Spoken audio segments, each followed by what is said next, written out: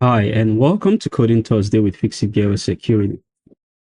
Today we'll be having an introduction to bash scripting, as we promised, since we completed the introduction to C. And the reason why we made the introduction to C this year is because we are going to publish a paid course on C programming. Of course, C programming is very important if you're a cybersecurity penetration tester or you're into building open source tools, right? You should learn how to write scripts or how to write codes using C programs.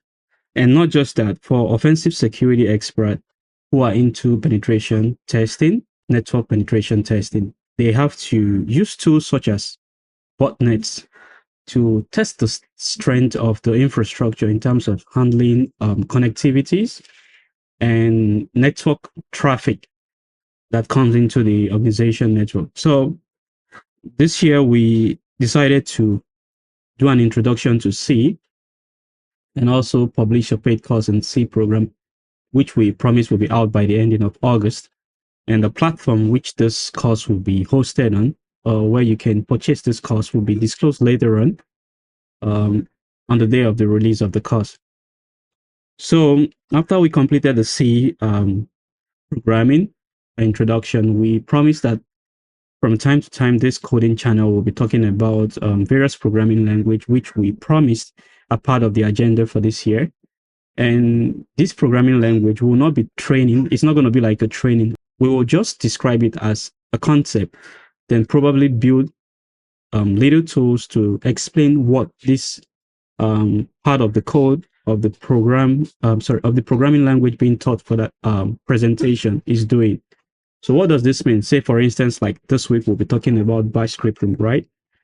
We'll write a simple script and we'll tell you what each line of the code in the simple script we wrote is doing. The essence is for you to understand how those professionals you see out there write open source tools. And writing tools is not difficult. The only challenge is that most people do not have the foundational knowledge or what really is going on in the background. So if you're able to understand the concept of what goes behind the scene of the code, you should be able to write your own tools, irrespective of the robustness of the tool in terms of size of the code or functionality which the tools will provide. So when I talk about functionalities, I'm talking about, is it a tool that scans the internet for information? Is it a tool that is to encrypt files and secure them with private keys, like hashing the keys and all the functionalities? So tools basically are not difficult to write, but they are complex as well. In as much as they are not difficult, they are complex. And like we previously said, depending on the robustness of the tool you want to write. If you're writing a very big tool, expect that you have to write a very large code. And of course, comprising of different files if you want to separate the various functionalities or function call of the tool itself. So on the topic for today, you will be learning bash scripting as an overview. And the second point is that we'll be building a directory scanning tool. So what does this directory scanning tool does is to scan across the various directory we specify in the code and list the file contents that are in that particular directory the line of code is specifying. So for example, let's say we want to scan the changes of files in our download directory, right? This tool will automate the process. We do not manually need to go to our terminal and type the cd command and use the ls-la or the ls-l command to list the files in that desktop directory. So these are the part of the importance of learning bash scripting or automation process with bash scripting. Once you understand this concept, you'll be able to, operate the fundamentals or apply these fundamentals as well in writing your own script or code using the bash scripting command. So on today's essence, by the time we're done, you should be able to have an overview of what bash scripting is all about. You should be able to create a shell script. So basically, bash script is a shell script. You should be able to understand how to create a shell script using the command line interface or the terminal. After that, you should also be able to understand how to manipulate basic shell commands to write shell scripts. And these basic commands can be cd, like change directory, the ls command, and so on. You should also be able to know how to save shell script. So when you edit a shell script and you make changes, right, you need to save those changes in the shell script file. So you'll be learning that as well today.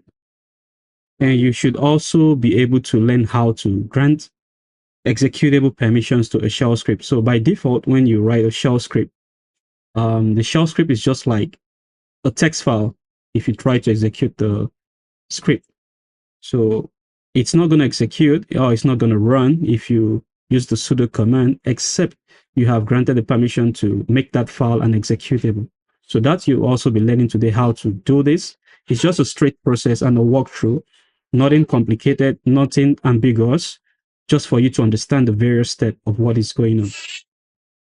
And lastly, by the time you're done today, you should be able to know how to run a shell script via the terminal.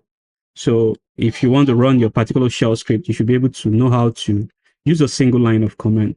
So we'll compress all those things into one video, and you'll be learning all this today. So without further ado, let's get started. Writing bash script and tools. So the first Unix-based shell was known as the Bourne shell. It was written in the year 1979 and named after the author Stephen Bourne. The birth of the bash officially was in the year 1988, January 10th precisely. It was written by Brian Fox, and also known as the creator of the bash shell.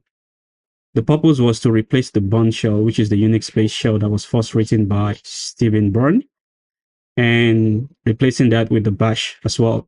So bash is like an advance or a modification of the Bourne shell. And that's why we have the bash. So the acronym bash means is that it's the Bourne again shell. So the again there is the difference in terms of their spelling. Also, the Bourne shell has additional functionalities where you can do the command line editor or command line editing using the terminal. So if you're familiar with Linux-based terminal or command interface, you notice there sometimes you want to create a script, right? You just open the terminal and you say nano, then you name the file of the script.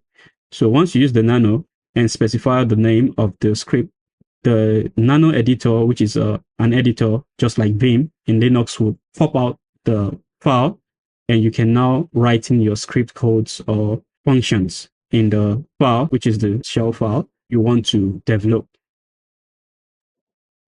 The Bourne Again shell, also known as bash, was built as part of the GNU project. So GNU is a recursive word of not Unix project. So the goal was to be a versatile shell. And when you mean about versatile, means in terms of hardware components, in this case, whether you're using a computer or desktop, as long as that computer is able to execute or install Linux-based shell script or Unix-based shell, you can be able to run the bash script on it. And it should also be used across all Unix environment, like we previously said just now. So as long as the system is able to run a Unix-based environment, and you can execute commands or scripts on the environment. In terms of the operating system here, we're talking about if you're running a Windows operating system, or you're running, you're running a Mac OS. As long as you're able to run a Unix environment on these various operating systems, then you should be able to run the shell script. So you might be asking, so if this can be able to run on different operating systems, how can you be able to run the bash script in a Windows based OS? So in this case, the current Windows, it should be Windows 11 if I'm not wrong. So bash was designed for Unix environment, and basically that was the goal, and that was the purpose why bash script was developed. But to be able to run bash script on Windows computer, you should be familiar with what we call WSL. So what is WSL? WSL basically is the Windows subsystem for Linux. So Windows subsystem for Linux is a kind of way whereby you can run Linux-based script or commands on a Windows system.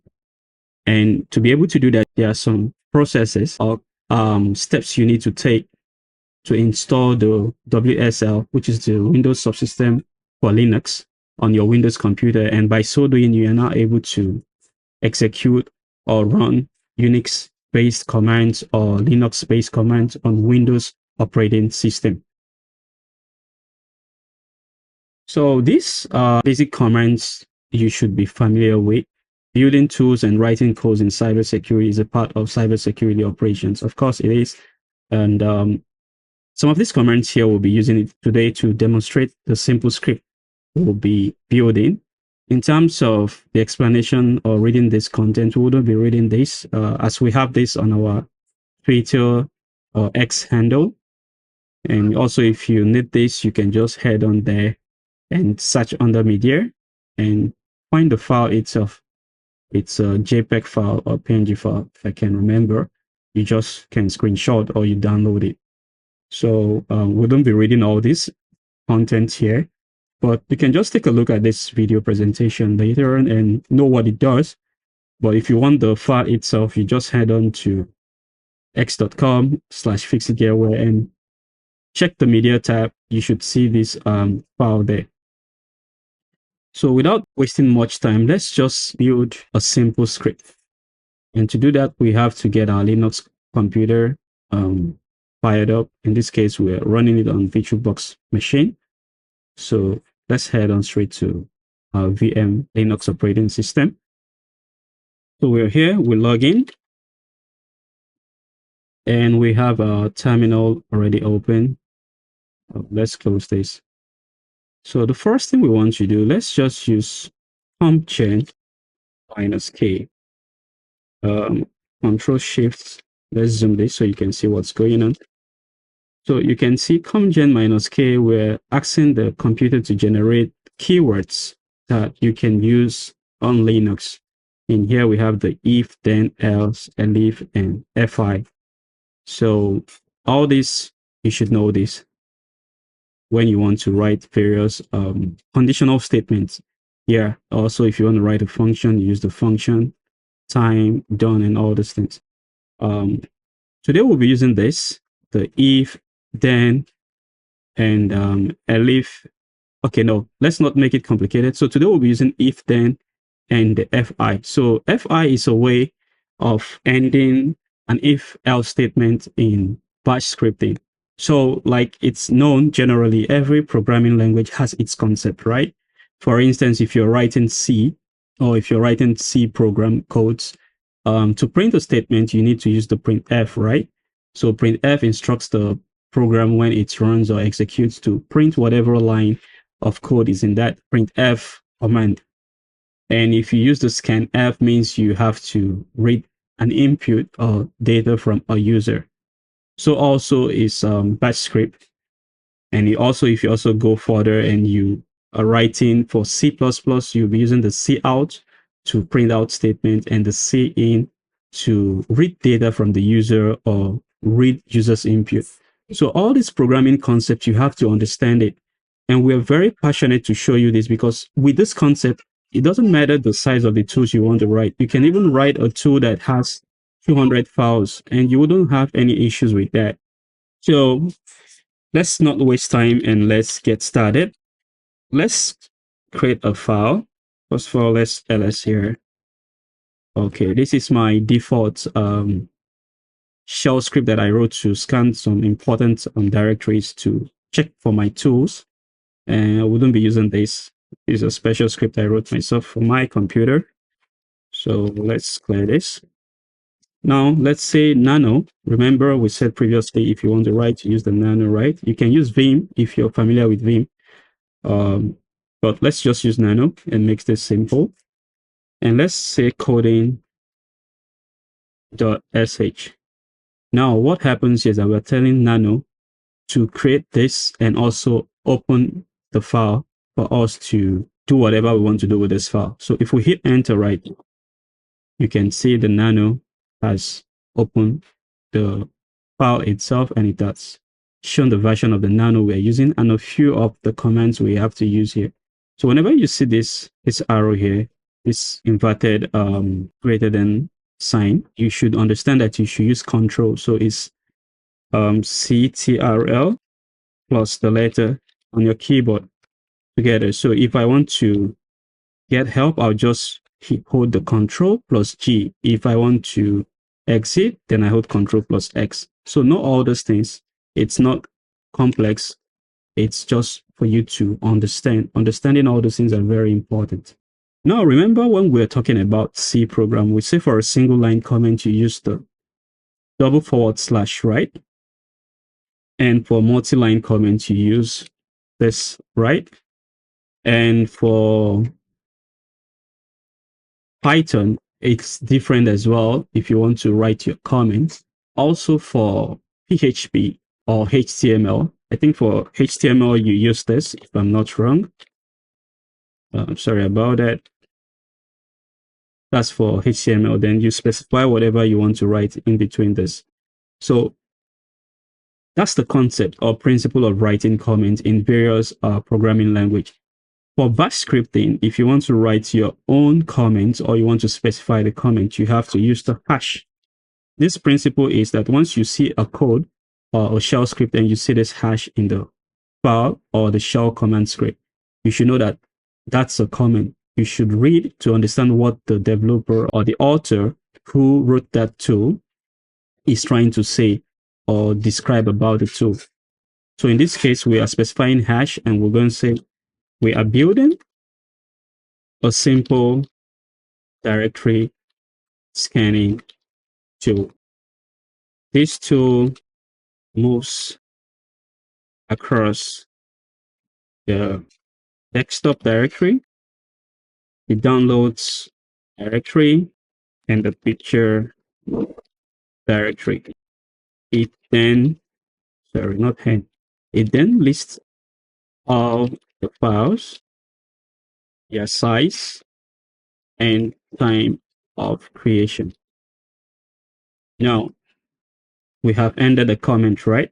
So what we are trying to say here is that we are building a simple directory scanning tool. This tool moves across the desktop, downloads, and picture directory.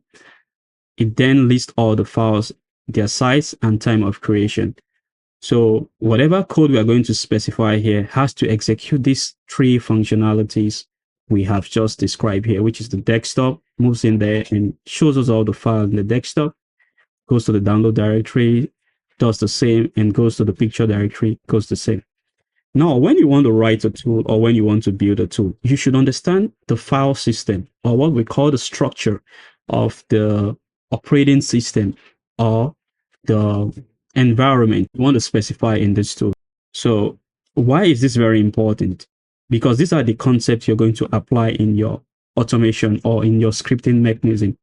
So let's say for Linux, right, we know downloads is spelled with capital letter like this, right? Now imagine if I specify this in the tool. It's going to execute and throw an error. Why? Because Linux is case sensitive. And let me show you something so you understand what's happening. Where's the file system? We'll minimize this. So this is our file system, right? You can see here we have the desktop. You can see the documents. You can see the downloads, right? You can see the pictures. So you have to follow this structure, these names, when you're specifying this. If you do not follow these structures and you make a mistake, this is where your code, or should I say your script, is not going to execute. So it's not just about building tools or scripts. Be very well grounded. Understand what you want to do. In this case, let me pop up this file. Sorry. So in this case, sorry, multiple file. So in this case, I zoom this. Okay. So in this case, sorry about it. I want to be grounded. And how do I want to be grounded? I want to understand the various directory. It's too big. Okay, this should be better. I want to understand the various directory names. I want to understand the basic file system structure. I want to understand how to navigate to these file system. I want to understand the concept of moving to these directories using commands. And the last part is I want to understand how to close my conditional statement. Now you see this concept. Now I have been well grounded. To be grounded, I understand the various directory names, so we know how they are being spelled. Then the basic file system. In this case, do I have to use the root before specifying the desktop? Or if I'm in the root, there's no need of specifying this. And the next is how to navigate to these various file systems, like using the cd command, which is for change directory, and how to move back to the root system using the cd dot dot. So understand how to navigate to these various directories are very essential. Then also I want to understand the concept of how to close my conditional statement. So if I'm using if, and how do I close the if in the shell script, which of course is fi, right? These are all very important. So when you understand this in your head, or how do I say it, in your heart, you know what you're doing. You don't need to start, making errors and mistakes. It's like you're flowing. I don't know how to put this, but it's like you and the script you're writing, you guys are in sync. Your spirit and the code are one. So while you're writing, you know what you are doing. And that's going to make your code to be very structured. So you're writing, you say, okay, if I do this, then do this, then after that, close this, then do this and that.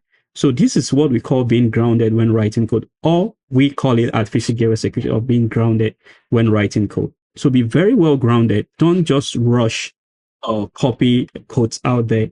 Understand this concept. Trust me, if you understand these various concepts, building your tools is very easy. And not just that, you can now improve the tools, like keep adding more functionalities, and that will be demonstrating here right now. So let's go back to our terminal. Enough of the stories. So we minimize this and we just leave this for the time being, because we'll be looking at these names. So now going back here, now I want to tell this too, that if you cd into this directory, do this functionality. So I can say if cd into desktop, right? Then I said, then remember, it's part of the keywords, right? When we use the comgen. For those who don't remember we did comgen, Control Shift plus plus increase, comgen minus K. So you can see here, yeah, the if and the then, right? The fee, sorry, and the then, right? So remember this is very important. You close this. Then I want you to ls minus la, la, okay, don't worry. And I also want you to echo. So remember, we also said previously that various programming language have their concept of how they print out statement. In this case, for bash scripting, it uses echo, similar to PHP. To print out a statement in PHP, you have to use the echo command, right? And so it's also for bash scripting. You can use the echo command.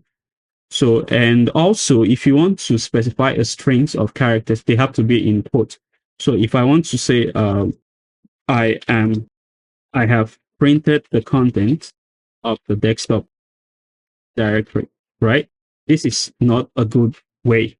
You have to put it in quote. So just put a single quote here, and you come here, you put a single quote.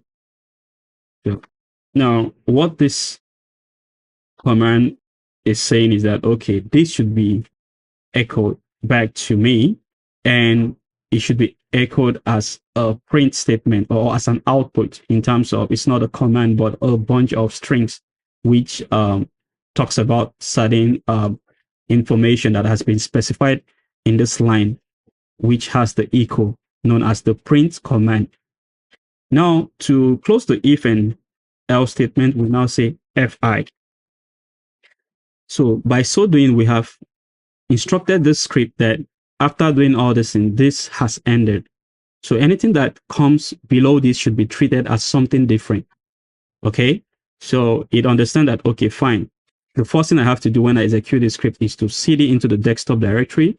Then I should do this command here and echo that I have printed all the files in the desktop directory. And after that, I should stop the if and else statement. So you see how simple this is. And that's how you have to understand the concept of writing code. If you don't understand the concept, even when I give you a batch script or a batch file, you'll be confused. So having this foundational concept is very important, and we are glad that we're introducing this to you today. And you should be able to know this within this short video, something that's going to take you weeks or probably days to read a textbook and understand this.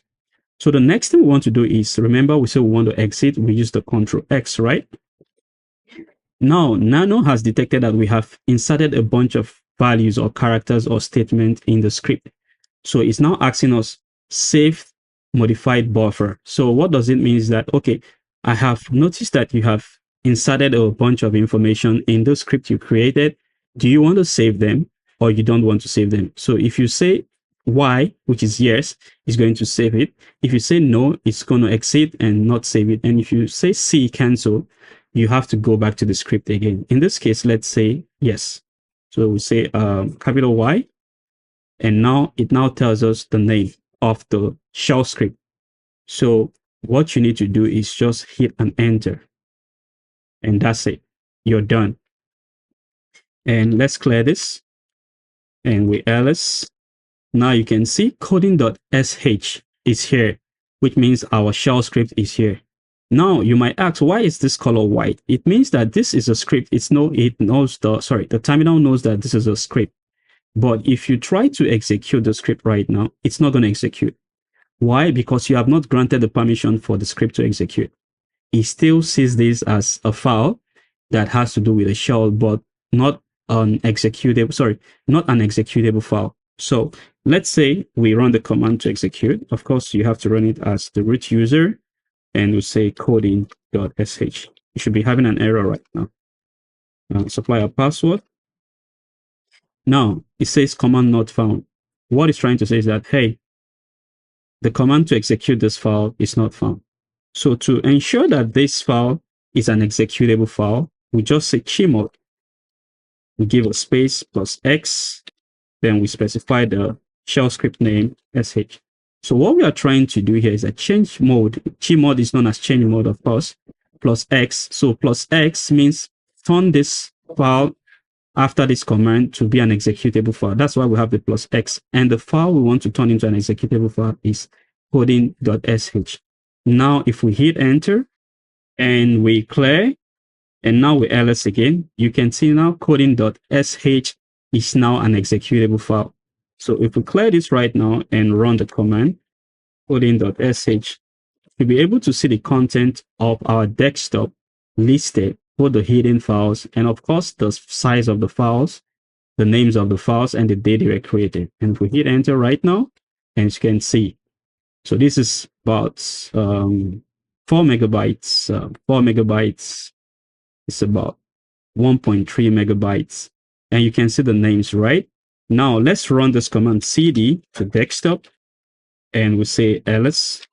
Now you can see Bounty platform is there, Hack the Box images is there, and all the information, even the Tor browser icon we have, and the screenshotter. So this Linux screenshotter to screenshot your desktop screen on your computer. And if we minimize this, okay, let's just make this a bit short so you can see our desktop. Now you can see this is here, this is here. The Chromium.desktop icon is also here. The Tor desktop is also here. So this is how automation process works with bash scripting. Now imagine if I had to do this manually. As you saw here, I had to go to the desktop, right? I had to go to the desktop myself.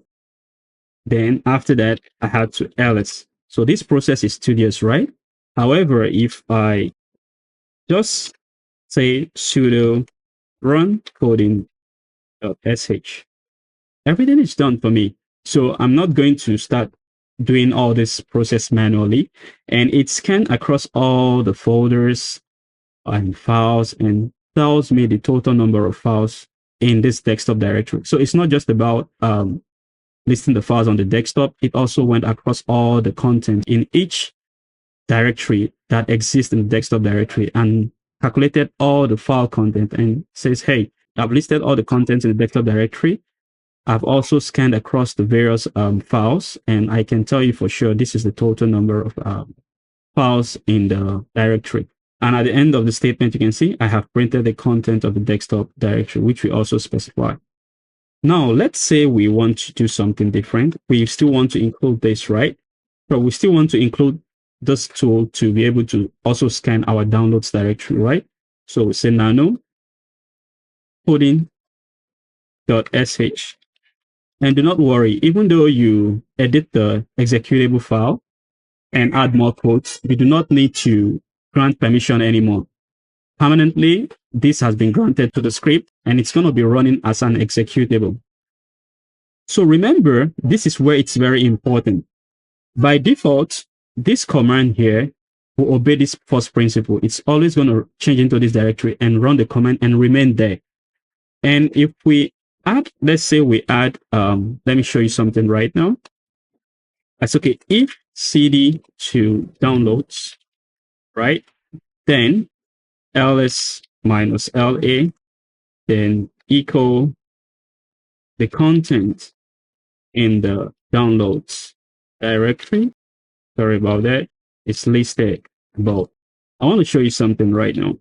Then of course we end it with a P and we say Control X.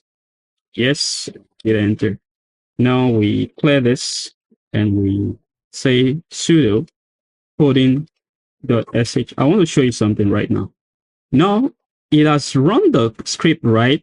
Printed all that is in the desktop, then says I have printed the content of the desktop. But it says on code line 11, can't cd to downloads. Now you might be asking, but you specify the command. Why is it not possible to cd in the downloads? Now let's edit this file and show you something. Nano coding.sh.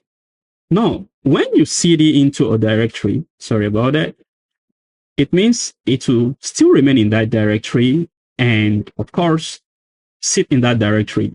So whenever you run the script, it moves into the desktop, runs this command and still remains there in terms of, you know, like if I cd to the desktop right now, I'm trying to list the content of the downloads. It's not possible, right? I have to go back to the root and navigate to the downloads directory, right?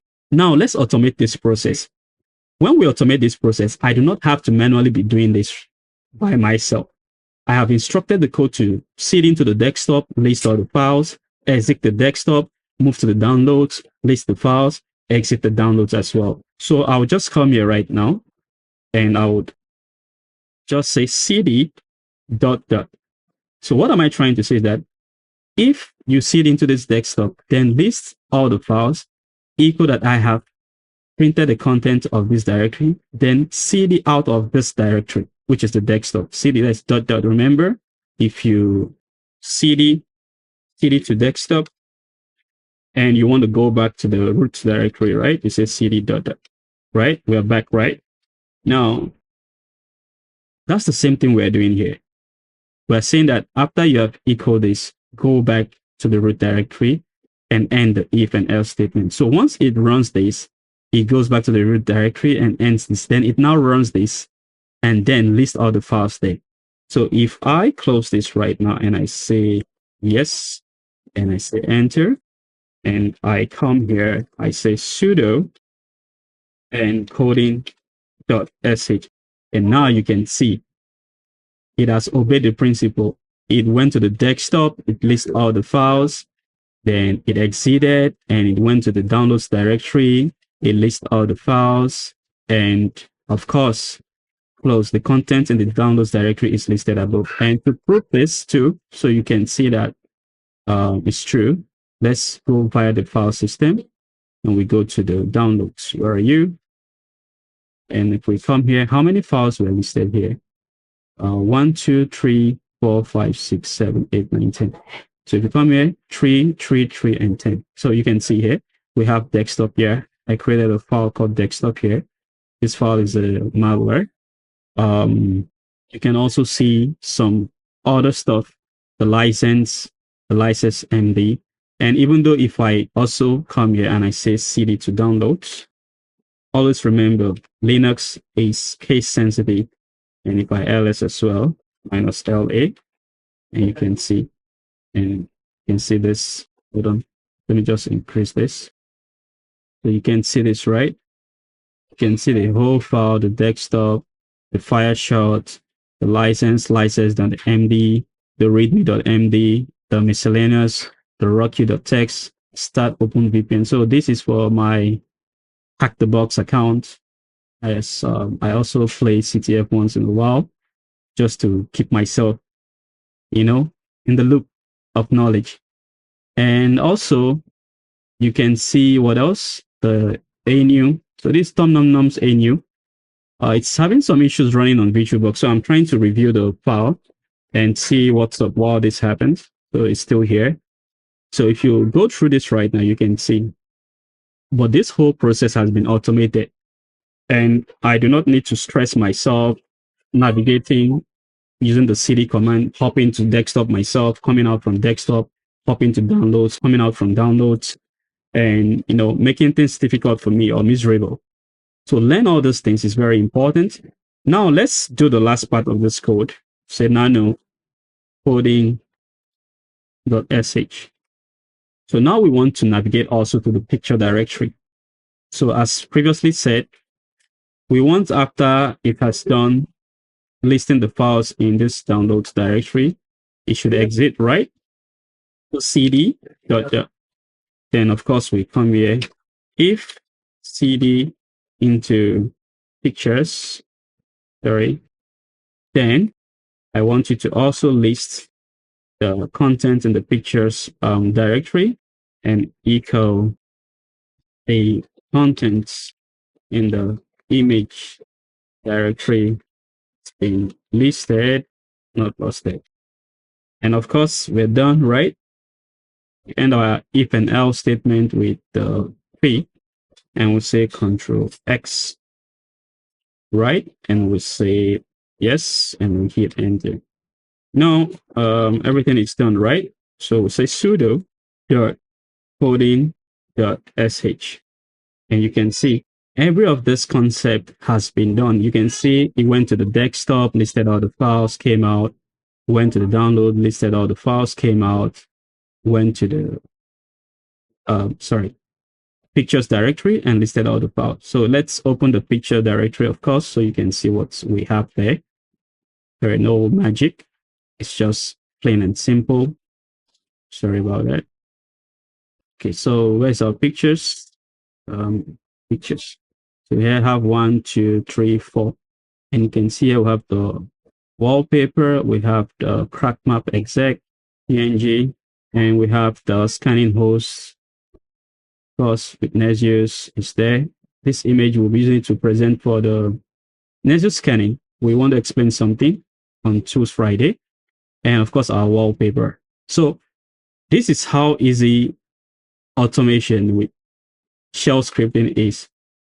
Next week, we'll be building a network scanning tool, and we'll be showing you how to use bash scripting in automation.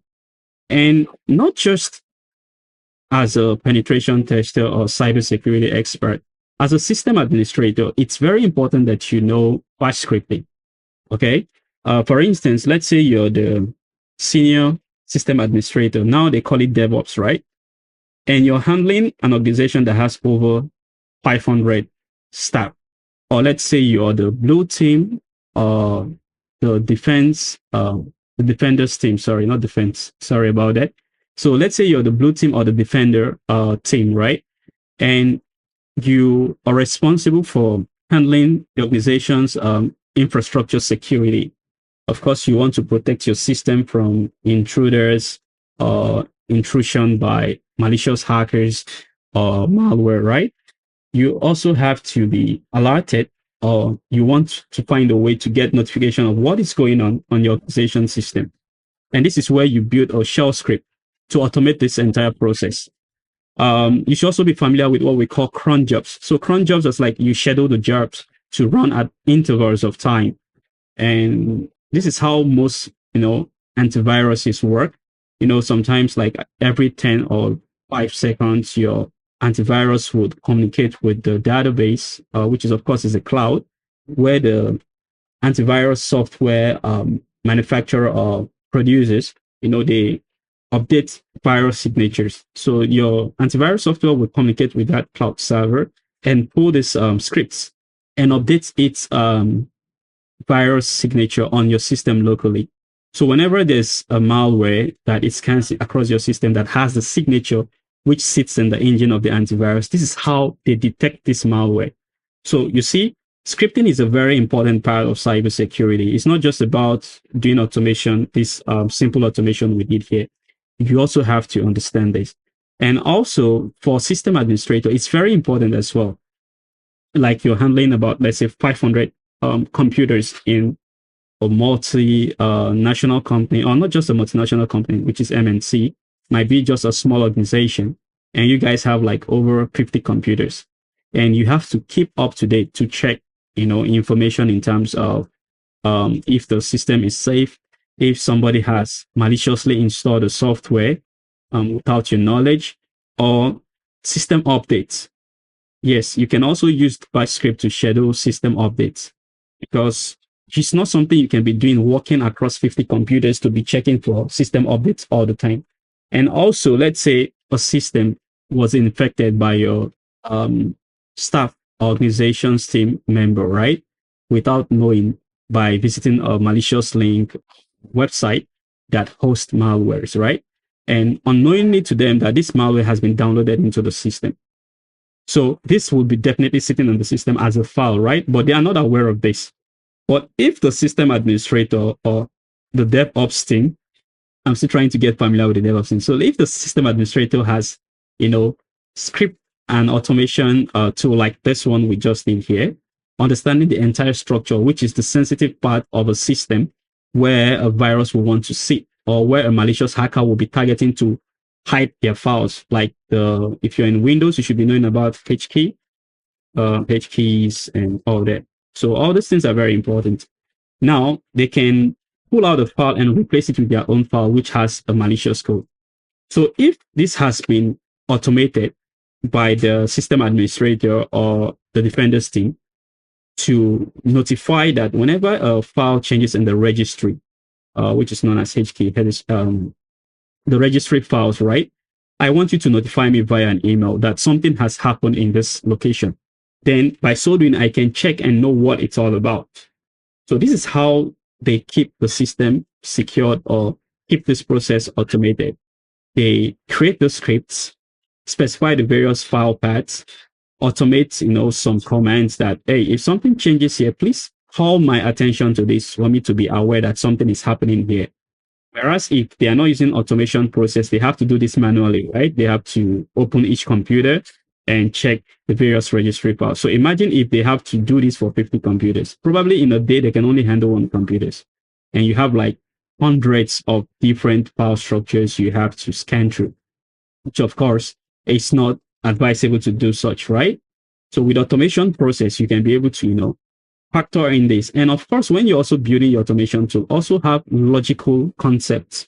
So what are the logical concepts? You don't want this automation process to be listing all the files in the directory, right? It's also going to make it difficult for you to read each of those files in each directory. Like here right now, we are just showing you a basic concept of listing these files, right? You can now say, okay, I don't want you to list all the files. Just scan through this directory and check the last changes that have been made. Of course, we'll be showing this in our next tool process.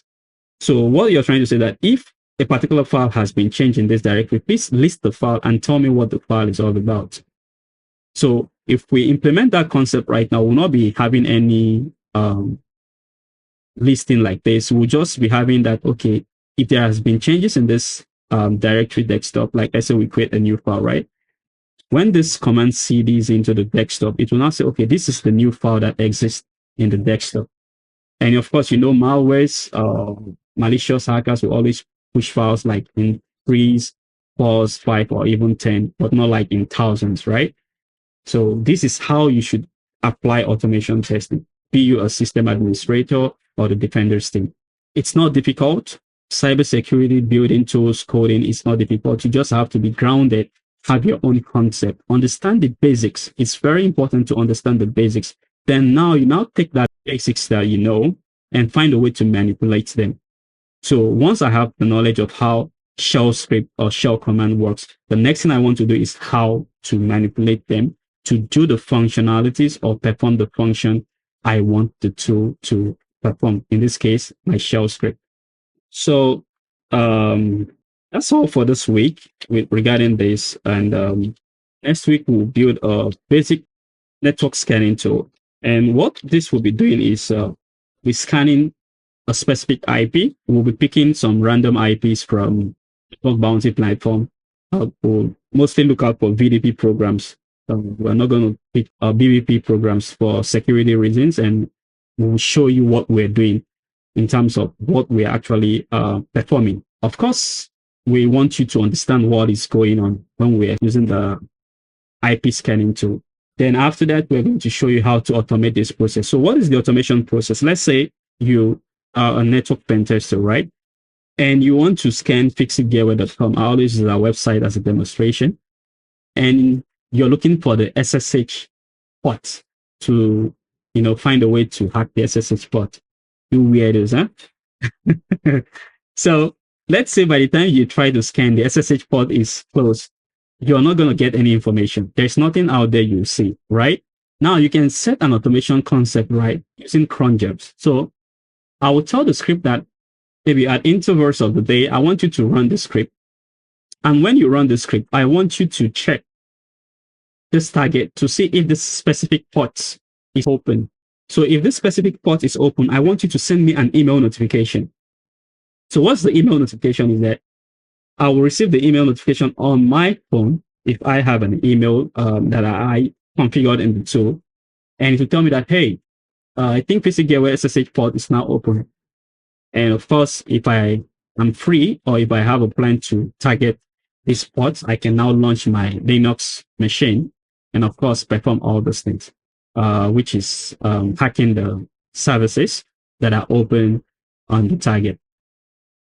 So understand this and know this, and by such doing, you'll be able to, write your own tools as well.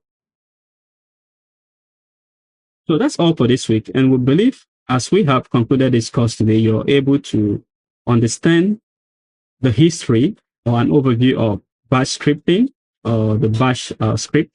And you can be able to now create your own shell script using the Nano text editing tool, command editing tool. You can also be able to manipulate basic Linux commands such as the change directory and the list hidden files command. You can also be able to print out statement using the echo command in Linux. You also have understood how to save a shell script file when you have completed the commands coding in the tool, and as well know how to grant permissions and run shell scripts using the Linux terminal.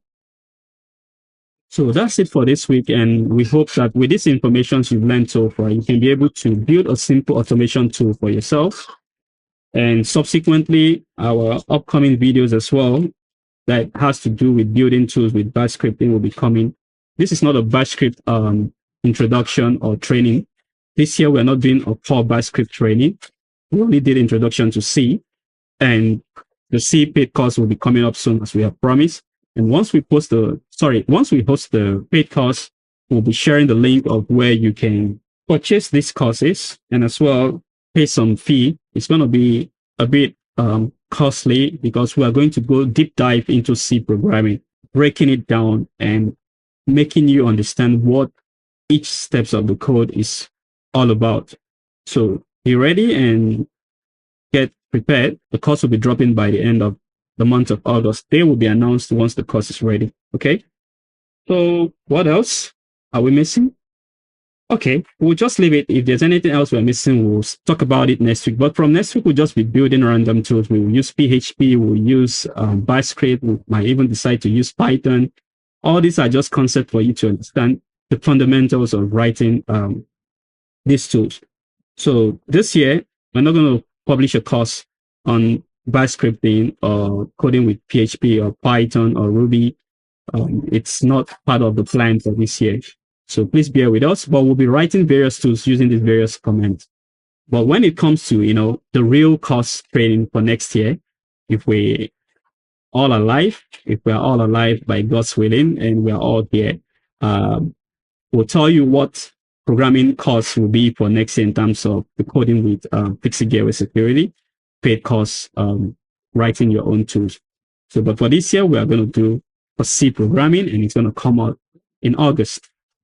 Okay, so enough of the rants and enough of the stories. We can continue on, and we cannot end this video. We want to say thank you for those who have been watching, and please subscribe. I'll be sharing the link of this official channel for Coding with Fixing Gateway Security. This channel is different from the normal Fixing Gateway Security YouTube channel, which talks about cybersecurity. We dedicated this coding channel for basically teaching how to build tools, how to write codes, how to script your own codes, and all that. So please subscribe to this channel.